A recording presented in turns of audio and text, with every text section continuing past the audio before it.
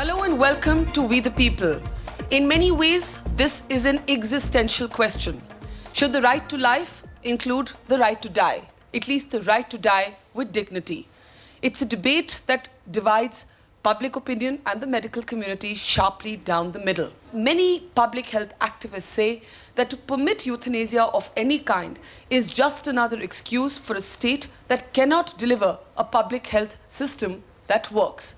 So on the program today, we're debating in what circumstances the right to die or euthanasia should be permitted. Let me start first by getting a medical perspective. If I can start with you, Dr. Nagaraj, as a senior oncologist, you have seen many life-threatening situations up close. Yet, Dr. Nagaraj, you have campaigned quite often for the right of people to die. As a doctor, doesn't this go against the medical ethos? Not really. First of all, there are a couple of issues when we're talking of euthanasia or mercy killing. Firstly, mercy killing, as I've said earlier, is a misnomer. And when we're talking of euthanasia, there's a very important issue of autonomy. Whose life is it? Is it mine? Does that belong to my wife, my son, my state? I've got to have the right to exercise total control on my body and my being. That's a very, very important issue which gets glossed over in most debates of euthanasia, yeah. And what is dying? I mean, what is death? It's living till the end. And if you keep assisting someone to live well till the end, that's not wrong. But the crucial phrase is live well.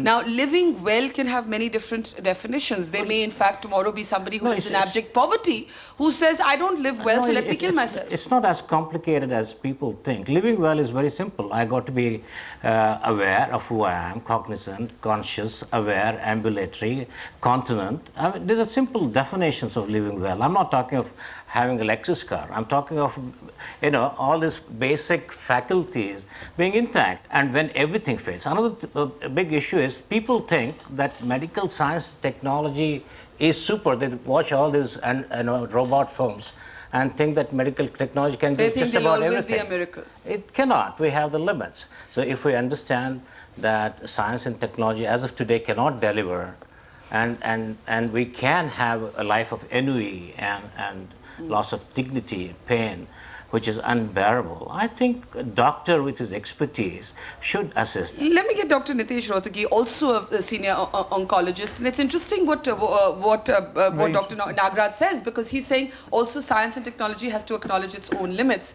But then there are miracle stories, and every time there's and I use the word miracle responsibly, I don't mean miracle in terms of jadoo tona, but there are amazing stories of people's fortitude. You've seen it. You've seen it with the Yuvraj Singh. You've seen it with less famous people who do fight back just based on spirit. Actually. We see it on a day-to-day life. I think that's a very important point, that we claim that we are experts and we can recognize the time when this patient cannot survive.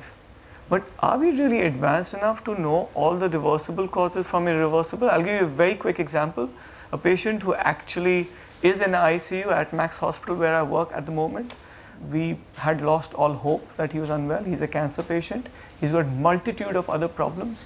But somewhere, I was uncomfortable. Yeah. There was somewhere a problem that this man has deteriorated faster than cancer could cause. And we spoke to the family. The family said, we do not want intubation, but if there is a reversible cause, we would want you to go ahead and test for that.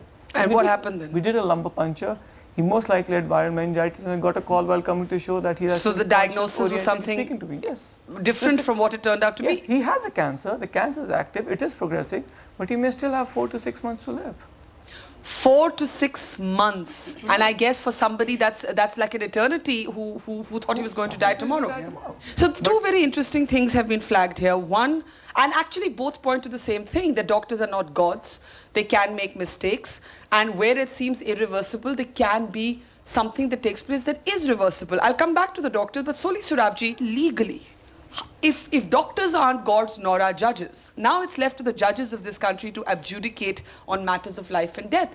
And Justice Kaju, in his most recent judgment, has chosen to uphold the right of passive euthanasia in rare circumstances.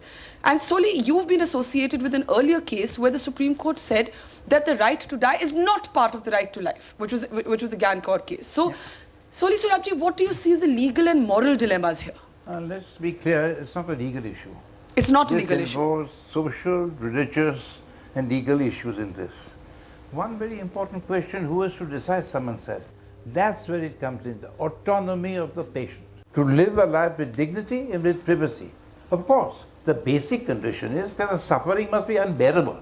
It can't be I was jilted, I'm feeling bad or no. Nonsense. Unbearable suffering over a long period of time, and for which, in the present state of medical knowledge, there is no possible prospect of cure. What's the point in saying that no, we keep him living? Is it life? There's no life. Where he can't breathe, where he has to. Now, one case in England where the man said, look, I can't even defecate. I have no privacy. Where these conditions are there, then I think the perception should be different. India's #1 news app just got even better. Download NDTV's new app. Fully optimized for retina display.